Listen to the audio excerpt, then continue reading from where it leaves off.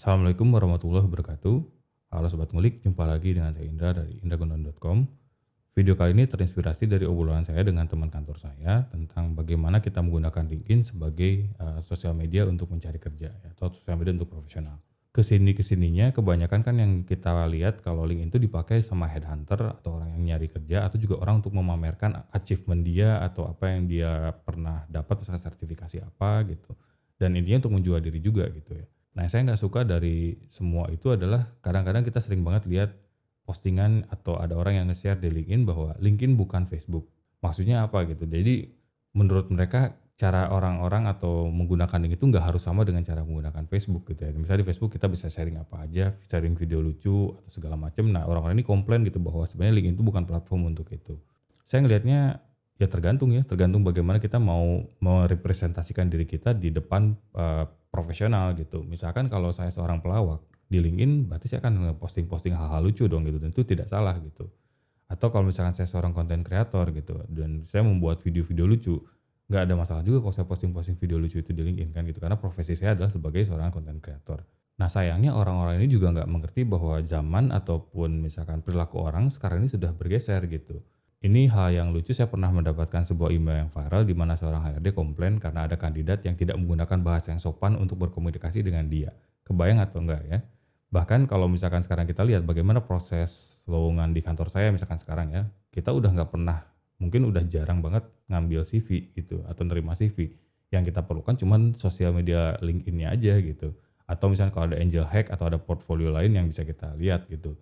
Nah, kalau misalkan kita perlu banget untuk download atau ngeprint CV-nya kan dari LinkedIn bisa di-generate sebagai PDF gitu dari profile kita. Nah, cuma syaratnya kan kita harus ngisi profile kita dengan bagus juga gitu seakan-akan kita bikin CV gitu. Nah, tetapi untuk saya pribadi, sebetulnya LinkedIn itu bukan merupakan sosial media yang paling favorit saya lah. Bahkan saya nggak terlalu suka atau menggunakan LinkedIn secara intensif dibandingkan dengan sosial media yang lain. Karena menurut saya alasannya selain untuk menjadi profesional juga jangan lupa kita juga harus original gitu ya. Pernah dengar nggak bahwa orang itu menggunakan psychological profile yang berbeda ketika dia di rumah dibandingkan dengan ketika dia di kantor. Nah, kita juga bisa lihat perilaku orang juga beda ketika dia menggunakan Facebook dan menggunakan LinkedIn gitu ya. Dan di sini saya ngelihat orang-orang yang menggunakan LinkedIn itu kebanyakan jadi dia berlaku tidak original gitu dan seakan-akan saya suka lihat ini kayaknya bukan orang ini yang saya kenal deh gitu. Kalau di tempat lain dia kayaknya begini, di ketemu langsung dia begini, tapi di LinkedIn jaim banget gitu ya. Namanya juga untuk menjaga profesionalitas atau image-nya dia di sana gitu. Nah, jadi kalau kenapa saya nggak suka LinkedIn itu, menurut saya sih seharusnya selain kita harus menjadi profesional, kita juga harus menjadi original. Nah, kemudian pertanyaannya timbul, lalu gimana caranya kamu dapat kerja?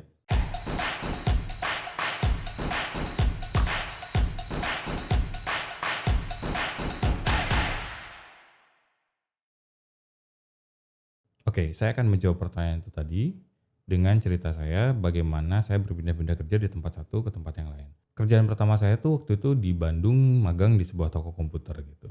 Dan bagaimana saya mendapatkan pekerjaan itu adalah karena membangun relasi dengan pemiliknya gitu. Dia sudah kenal saya secara personal, saya sering datang ke sana, sering beli barang dari dia. Kemudian dia akhirnya nawarin, "Kamu mau nggak bantuin saya kerja di sini?" Akhirnya saya bisa magang di toko komputer itu gitu. Dari sejak saya magang di toko komputer itu, kita kan akhirnya punya banyak relasi gitu ya, channel. Saya punya banyak relasi dari teman-teman mahasiswa saya yang ngerakit atau orang-orang juga tahu bahwa misalkan, saya ada teman yang kerja di toko komputer kalau misalnya mau ngerakit, kamu coba, datang ke tempat ini. Kemudian juga saya berhubungan dengan vendor-vendor, banyak kan marketing dari distributor-distributor komputer peripheral yang dia juga pengen nge-push produknya gitu kan. Dia dulu datang ke toko komputer kita, kemudian dia nawarin produk dan sampai akhirnya juga ujung-ujungnya dia nawarin kerjaan gitu. Jadi, "Kamu mau nggak distributor saya lagi perlu orang," gitu. "Jadi kalau misalnya kamu udah mau pindah dari sini, kamu bisa kerja di tempat saya, coba aja ngelamar," gitu. Dan sama sekali tidak menggunakan CV gitu ya. Jadi saya ke sana karena berdasarkan,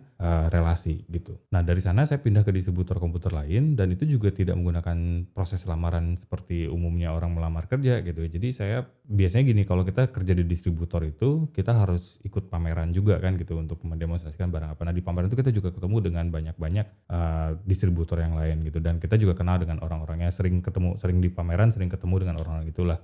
Jadi ketika ada kesempatan tuh mereka kasih tahu, "Kamu di sana gimana?" gitu, "Suka atau enggak? Masih senang atau enggak? Kalau misalnya kamu mau pindah, kamu bisa pindah ke tempat saya, gajinya sekian," gitu, "gini gini gini gini gini lah." Jadi bisa kelihatan kan perpindahan saya dari satu tempat ke tempat lainnya itu berdasarkan relasi. Nah, untuk pekerjaan di IT sendiri, itu kali pertama saya kayaknya serius banget untuk membuat CV saya, untuk menjual diri saya, untuk masuk sebagai pintu masuk awal saya ke, industri IT gitu ya. Waktu itu kan pernah cerita bahwa saya nggak punya pengalaman kerja di bidang, software engineering atau IT consultant sebelumnya, tetapi bagaimana caranya saya bisa menjual portfolio saya dengan apa yang saya punya untuk melamar ke perusahaan IT pertama saya gitu. Jadi saya kumpulkan, saya pernah mengerjakan project freelance A, saya pernah ngerjain misalkan masang jaringan di mana, itu saya tulis semua project-project freelance yang saya pernah lakukan di dalam CV itu gitu dan, itu sebagai pintu masuk awal saya ke perusahaan IT atau ke industri IT. Nah, saya masuk di perusahaan itu sekitar tahun 2006. Nah, kemudian kan saya ditempatkan di sebuah rumah sakit di Samarinda sebagai seorang konsultan. Nah, waktu saya ditempatkan di rumah sakit di Samarinda itu setelah kurang lebih 1 tahun atau 2 tahun, nah kemudian saya ditawarkan pekerjaan di rumah sakit itu sendiri gitu. Jadi karena kita udah cocok kan, saya udah lama di sana, terus akhirnya mereka memutuskan, kamu nggak tertarik apa mau kerja di sini?" Gitu. Mereka juga menawarkan paketnya tuh sama sangat menarik lah gitu. Jadi kalau misalkan kita lihat, kalau kita bandingkan gitu ya pada saat itu mungkin kalau posisi saya pada saat itu, membandingkan apa yang saya dapat di rumah sakit itu penawarannya dengan fasilitas lainnya, seandainya saya menjadi pegawai negeri di manapun, itu sama gitu. Misalkan kayak ada gaji pokok, ada tunjangan, kemudian ada rumah dinas, ada tunjangan keluarga seperti hanya beras misalkan 10 kilo per bulan dan itu tuh ada sembako lah pokoknya tiap bulan yang mereka bagi secara gratis.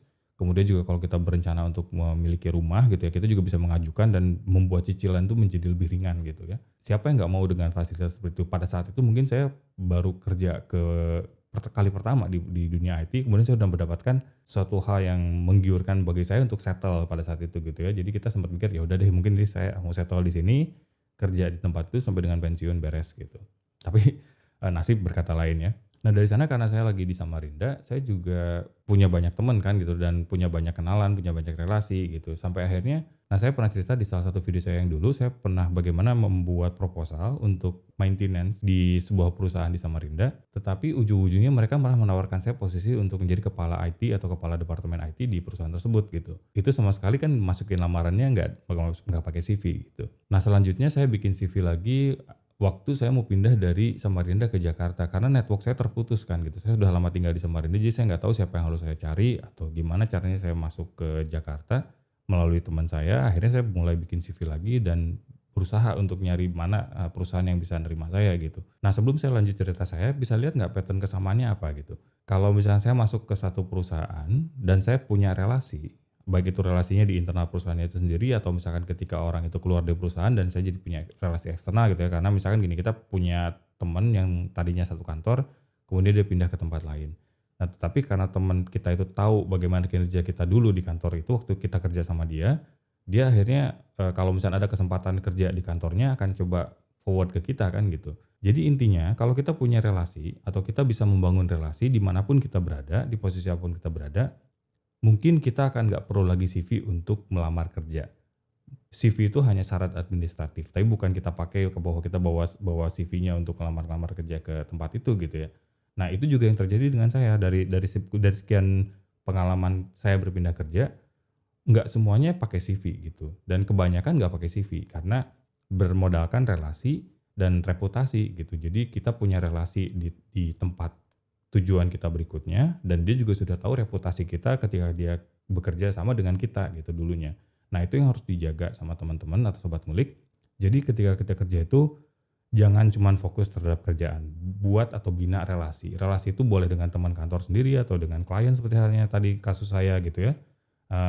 Waktu saya berpindah dari, toko komputer ke distributor itu kan relasinya relasi eksternal, tapi dia tahu, dengan kinerja kita atau kenal dengan kita gitu, bahwa kita perform di toko komputer itu menjualkan barangnya mereka banyak gitu. Jadi mereka tahu bahwa, "Oh ini orang ini bagus ngejualnya, jadi kita harus bisa rekrut deh," gitu. Nah, jadi seperti itu, kita harus punya reputasi dan juga harus punya relasi. Nah kemudian lanjut kalau misalnya mau lihat, saya pertama kali masuk ke Malaysia karena nggak ada koneksi kan tadi, akhirnya melamar lagi pekerjaan, bikin CV karena kita betul-betul berurusan dengan jaringan yang baru ya, kita sama sekali nggak punya koneksi bagaimana caranya kita bisa masuk ke Malaysia. Dari pekerjaan pertama saya di Malaysia ketika saya mau pindah ke tempat lain, sebetulnya kan saya pernah cerita bahwa saya pindah-pindah dari satu perusahaan ke perusahaan ini di dalam grup yang sama. Nah, karena mereka masih di dalam grup yang sama, bahkan cuman transfer aja gitu. Jadi nggak ada keperluan untuk saya submit CV lagi segala macem lah gitu.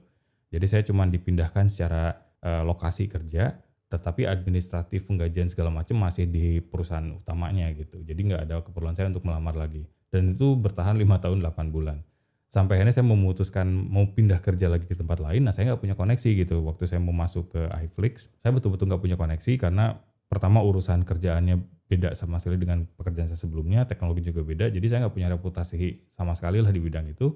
Dan saya menjalankan proses yang normal lagi, yang standar lagi gitu. Ngirim CV, ikut tes, interview segala macam. Nah, tetapi di iFlix ini juga saya membangun relasi dengan teman-teman saya di kantor, dengan bos saya di kantor gitu. Akhirnya ketika saya pindah kerja dari iFlix ke tempat saya yang kerja sekarang, itu udah nggak perlu pakai CV lagi gitu. Jadinya sudah nggak ada tes coding lagi, udah nggak perlu pakai CV lagi. CV-nya cuma buat syarat administratif di keimigrasian aja gitu. Dan ada orang yang datang ke kantor cuma urusan kantor aja lah gitu. Dan dia nggak peduli sama yang lain. Nah, tetapi yang jauh lebih penting daripada itu, ingat nggak ada istilahnya silaturahmi itu membuka pintu rezeki. Jadi kalau dalam bahasa profesionalnya ya membangun relasi itu juga sebetulnya membuka potensi-potensi yang lain gitu. Nah, sebagai pertimbangan lainnya waktu saya bekerja di sistem employee engagement, sebetulnya ada salah satu tesis yang mereka selalu pakai ketika mereka jualan sistem kita. Kalau misalkan perusahaan itu kulturnya bagus, lebih dari 50% karyawannya berasal dari referral atau relasi itu tadi gitu ya. Jadi maksudnya perusahaan itu nggak perlu buka lagi lowongan di luar, tapi dia akan ngomong dulu ke karyawan internalnya dulu, kamu punya temen nggak, kamu punya relasi nggak yang pengen kerja di perusahaan ini gitu, cong cariin deh gitu. Nah, karena kalau kita bicara mengenai employee engagement itu 3 komponen S, say, stay, strive gitu. Apa yang karyawan itu katakan ke orang lain di luar tentang pekerjaannya atau tentang kantornya, kemudian apakah mereka betah di perusahaan tersebut, kemudian apakah mereka mau melakukan extra effort untuk bekerja di perusahaan tersebut gitu. Nah, itu untuk mengukur employee engagement. Kenapa rekrutmen salah satunya melalui karyawan juga itu untuk melihat apakah karyawan ini akan merekomendasikan perusahaannya ke orang lain atau tidak gitu. Nah, jadi topik ini jadi luas atau menyinggung sedikit ke employee engagement itu tadi ya, tapi intinya tetap sama kan gitu. Jadi bahwa kalau misalkan dari sisi kita, kalau kita punya reputasi yang bagus dan kita punya relasi yang bagus, kemungkinan kita tidak akan perlu lagi CV untuk melamar kerja.